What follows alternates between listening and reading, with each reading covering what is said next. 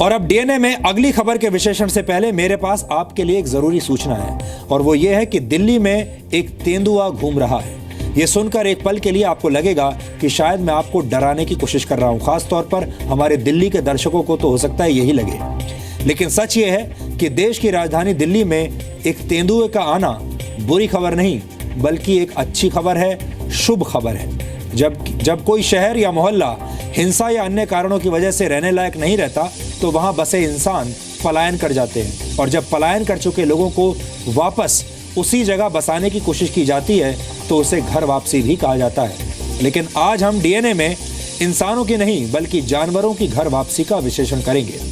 अभी जो तस्वीर आपकी टीवी स्क्रीन पर है वो देश की राजधानी दिल्ली के वजीराबाद इलाके में बने यमुना बायोडाइवर्सिटी पार्क की है, जहां रात के अंधेरे में इस तेंदुए को बेफिक्र होकर घूमते हुए देखा गया। आप सोच रहे होंगे कि ये तो एक छोटी सी खबर है और इसमें खास बात क्या हो सकती है, लेकिन असलियत में दिल्ली के बायोडाइवर्सिटी पार्क में तेंदुए का आना पर्यावरण के नजरिए से एक बहुत अच्छी खबर है, जिसके बारे में आपको पूरी जानकारी आज होनी चाहिए, क्योंकि इसके आधार पर दिल्ली में बने मानव निर्मित पार्क के पूरी तरह से वन क्षेत्र में तब्दील होने की संभावना अब नजर आने लगी है। जब हमें इस खबर के बारे में जानकारी मिली तो जी न्यूज की टीम ने सीधे ग्राउंड जीरो से रिपोर्टिंग करने का फैसला किया। इस वीडियो विश्लेषण की शुरुआत करने से पहले मैं आपको हरियाणा से दिल्ली आए इस तेंदुए के सफर के बारे में भी कुछ बताना चाहता हूं। इस तेंदुए ने अपने सफर की शुरुआत हरियाणा के यमुनानगर में कालेसर नेशनल पार्क से की। इस पार्क से होकर यमुना नदी गुजरती है, जहां खेत और जंगली इलाके मौजूद हैं। इस तेंदुए ने यमुना के किनारे से होते हुए 2 से 3 दिनों में करीब 400 किलोमीटर का सफर तय किया, और इस तरह उसकी यात्रा दिल्ली के यमुना बायोडाइवर्सिटी पार्क में आकर खत्म हुई। लगभग 2 हफ्तों से इस पार्क में तेंदुए के आने के संकेत मिल रहे थे। पार्क के वैज्ञानिक भी इसे लगातार मॉनिटर कर रहे थे, और आखिरकार तेंदुए के पैर के निशान की मदद से उसे ढूंढ निकाला गया। दिल्ली का यह पार्क 457 एकड़ में फैला हुआ है, जिसके 2 हिस्से हैं। 300 एकड़ के पहले हिस्से में यमुना नदी की बाढ़ का पानी आता है, जबकि 157 एकड़ का दूसरा हिस्सा सूखा रहता है। ये दोनों ही इकोलॉजिकल कॉरिडोर से जुड़े हुए हैं। प्रकृति का नियम कहता है कि इंसान और जानवर के बीच इकोलॉजिकल बैलेंस का होना बहुत अनिवार्य है, क्योंकि दोनों एक दूसरे से जुड़े हुए हैं। किसी भी वन क्षेत्र के लिए यह बहुत जरूरी है कि वहां की खाद्य श्रृंखला पूरी हो, कंप्लीट हो। शाकाहारी और मांसाहारी पशु पक्षियों के अलावा वहां सर्वभक्षी जानवर भी होने चाहिए, और अभी तक यमुना बायोडाइवर्सिटी पार्क की खाद्य श्रृंखला पूरी नहीं हुई थी। लेकिन इस तेंदुए के आने के बाद अब ये कमी पूरी हो चुकी है। वैज्ञानिक इसे दिल्ली के इकोलॉजिकल बैलेंस के लिए फायदेमंद मान रहे हैं, और ये बायोडाइवर्सिटी पार्क देश के लिए एक मॉडल के तौर पर उभरा है। इस मॉडल के आधार पर देश भर के वनों का दोबारा विकास किया जा सकता है। दिल्ली की बात करें तो यह दिल्ली के पर्यावरण से जुड़ी एक बेहद पॉजिटिव खबर है। आमतौर पर हमारे देश के मीडिया में पर्यावरण से जुड़ी खबरों से परहेज किया जाता है। हर कोई सिर्फ वीआईपीज और बड़े बड़े नेताओं के आसपास रहकर राजनीतिक पर्यावरण की रिपोर्टिंग करना चाहता है, लेकिन जी न्यूज ने इस चलन को बदलने की कोशिश की है। हालांकि इसमें काफी मेहनत लगती है। हम उन विषयों को उठा रहे हैं जिन्हें मीडिया का ज्यादातर हिस्सा नजरअंदाज करता है, और आप तक इस तरह की रिपोर्ट्स पहुंच नहीं पाती।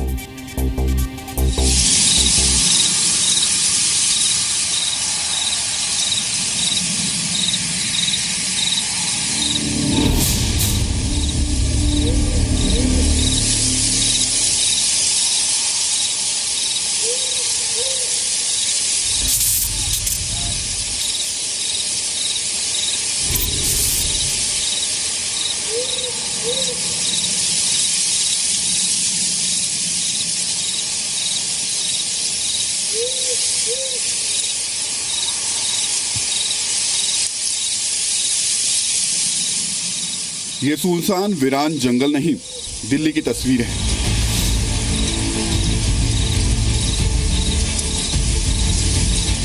देश की राजधानी दिल्ली में मौजूद ये वो बायोडायवर्सिटी पार्क है जहां आज तक सिर्फ चिड़ियों और पक्षियों की चहचहाहट सुनाई देती थी।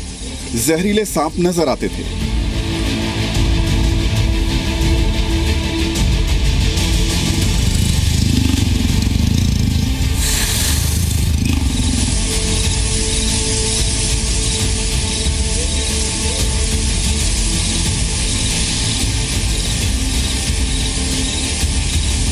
ये सुनकर एक पल के लिए आप डर गए होंगे, लेकिन तेंदुए के आने की खबर से आपको डरने की नहीं, खुश होने की जरूरत है।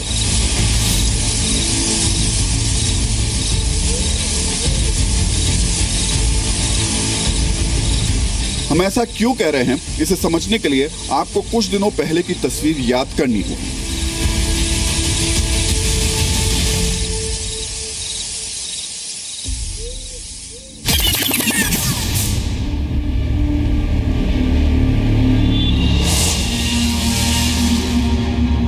दिल्ली की ये काली और धुंधली तस्वीर तो याद होगी आपको, जब प्रदूषण की चादर ने देश की राजधानी को काला कर दिया।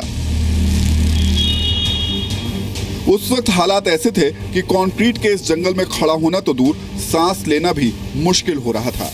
उस वक्त जी न्यूज ने पूरे देश के सामने ये सवाल रखा था कि हर छोटे मुद्दे पर सियासत की रोटियां सेकने वाले नेताओं को दिल्ली का पर्यावरण कोई बड़ा मुद्दा क्यों नहीं लग रहा।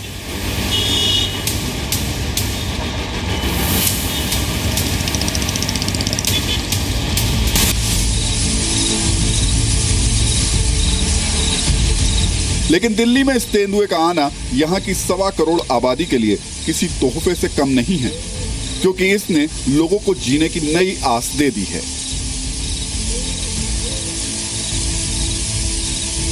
ये तेंदुआ आजकल दिल्ली के यमुना बायोडायवर्सिटी पार्क में बेफिक्र होकर इधर उधर घूम रहा है।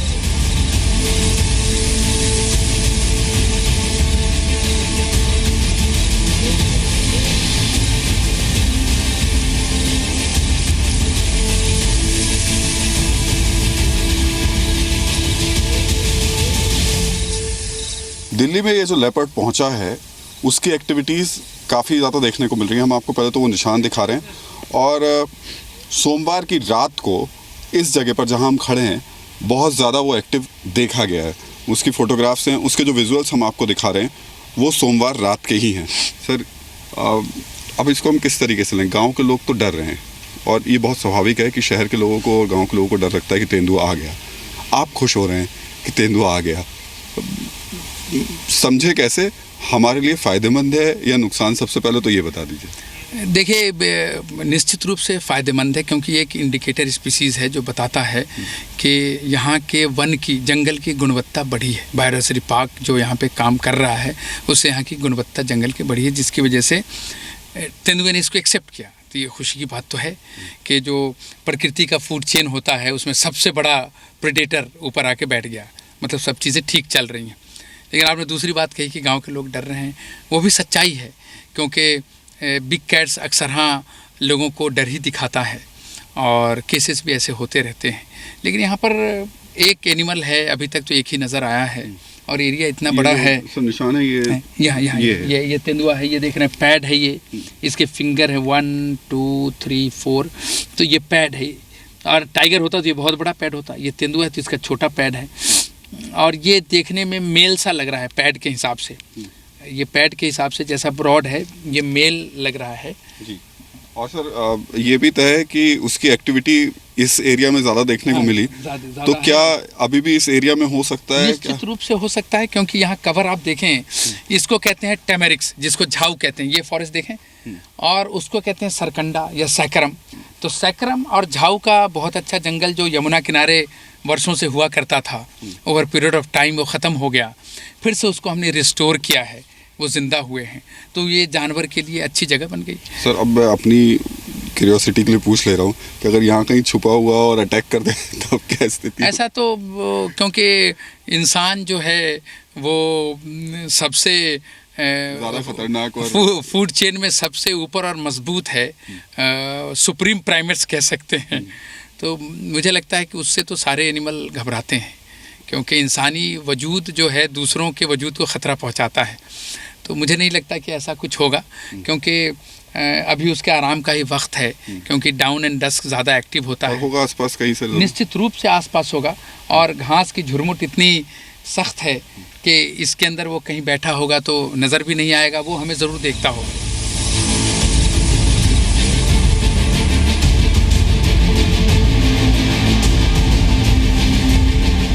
एक अनुमान के मुताबिक इस तेंदुए ने अपने सफर की शुरुआत हरियाणा के यमुनानगर में कालेसर नेशनल पार्क से की।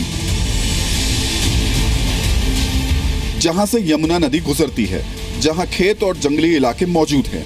इस तेंदुए ने यमुना के किनारे होते हुए 2 से 3 दिनों में करीब 400 किलोमीटर का सफर तय किया और इस तरह उसकी यात्रा दिल्ली के यमुना बायोडायवर्सिटी पार्क में आकर खत्म हुई।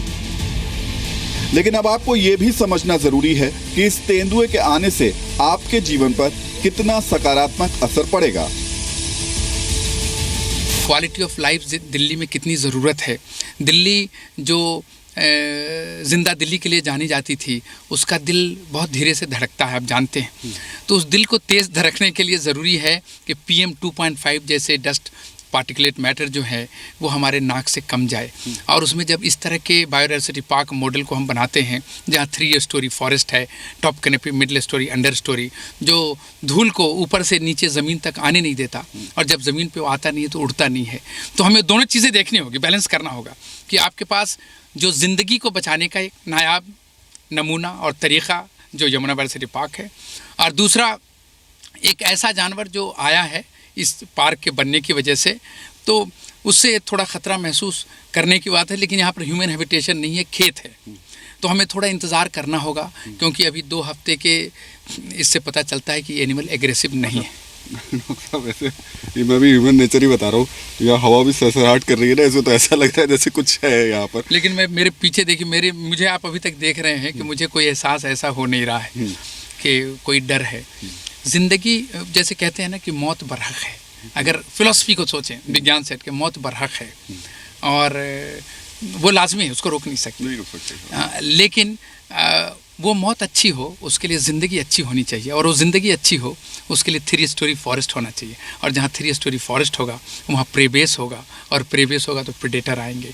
तो हमें लंबी ज़िंदगी की कामना के साथ इस तरह के पार्क और सुंदर बने, इसकी दुआ खुदा से करनी। तो ये कामना कर रहे हैं कि ज़िंदगी भले ही छोटी हो लेकिन अच्छी हो, खूबसूरत हो, इस तरीके का पर्यावरण हो जो न सिर्फ अकेले मेरे लिए, मेरे घर के लिए या मेरे शहर के लिए, बल्कि पूरे देश और पूरे समाज के लिए फ़ायदेमंद साबित हो। दिल्ली के वजीराबाद में बना यमुना बायोडायवर्सिटी पार्क कल तक सिर्फ एक मानव निर्मित पार्क था, लेकिन इस तेंदुए के आने के बाद ये न सिर्फ संपूर्ण जंगल बन चुका है, बल्कि इसे इसका जंगली दोस्त भी मिल गया है। The biodiversity park model is an excellent innovative model for bringing back the locally extinct biological communities, particularly the animal communities. And I think this model should be adopted across the country for bringing back the lost natural heritage from urban centers. हालांकि असल खबर सिर्फ तेंदुआ नहीं बल्कि वजीराबाद में बना ये छोटा सा जंगल है, जिसे वर्ष 2002 में तत्कालीन प्रधानमंत्री अटल बिहारी वाजपेयी के दौर में शुरू किया गया था। जरा सोचिए, एक तरफ दिल्ली और उसके आसपास पेड़ कम हो रहे थे, कंक्रीट की बड़ी बड़ी इमारतें आसमान को छू रही थी, और इस सब के बीच दिल्ली के एक कोने में एक पार्क को जंगल की शक्ल देने की कोशिश की जा रही थी। ये जो देख रहे हैं ये सैंड बोआ है, इसको 2 मुहा भी कहते हैं, और ये बिल्कुल ही निरीह है और ये कभी किसी को नुकसान नहीं पहुंचाता है। आप देखते हैं रिस्टोरेशन का एक बड़ा प्रभाव कि आप जिस पर्यावास को जिंदा करते हैं तो इसमें कितनी ज़िंदगी आती है। उसमें ये सांप भी है, आप देखें कितना ब्यूटीफुल है, मेरे आसपास आ रहा है, मुझे जानने की कोशिश कर रहा है। ये सच अ ब्यूटीफुल एनिमल, और ये चूहे को खाता है, इंसान का दोस्त है। और अक्सर हाँ, इसको आप देखेंगे दिल्ली के रेड लाइट पर लोग दिखाते हुए नज़र आते हैं, जो कानूनन जुर्म है। और ये एक अच्छा उदाहरण है कि आपके पास रेप्टाइल्स है जो ये दिखा रहा है कि इसके खाने की यहाँ सामान है, जितने पक्षी हैं उसको खाने का सामान यहाँ मिल रहा है, इसलिए वो शायद ज़िंदा हैं। चलिए देखिए, यही एक बेहतरीन चीज़ है जो कि हम आज दिल्ली से आपको दिखाना चाह रहे हैं। दिल्ली में अमूमन हम जब दिखाते हैं तो ऐसी चीज़ें दिखाते हैं जो कि हमेशा चिंता खड़ी करती है, हमेशा लगता है कि क्या होगा दिल्ली का, पर्यावरण का। ये एक आशा है, लेकिन ये एक आशा है जो आपको दिखाई दे रही है। हालांकि शहर के लोग सर डरते हैं इन सब चीज़ों से, उन्हें लगता है पता नहीं क्या है क्या नहीं है। लेकिन आपने तो देखा, मैंने प्यार से उठाया, हाँ, अपने हाथ पे रखा, उसने बल्कि अपना मुंह मेरे मुंह तक लाने की कोशिश की। वैसे अफसोस की बात यह भी है कि दिल्ली के नाम पर अपनी राजनीतिक दुकानें चलाने वाली पार्टियों के लिए दिल्ली के पर्यावरण को बचाने वाला ये जंगल कभी भी मुद्दा नहीं रहा।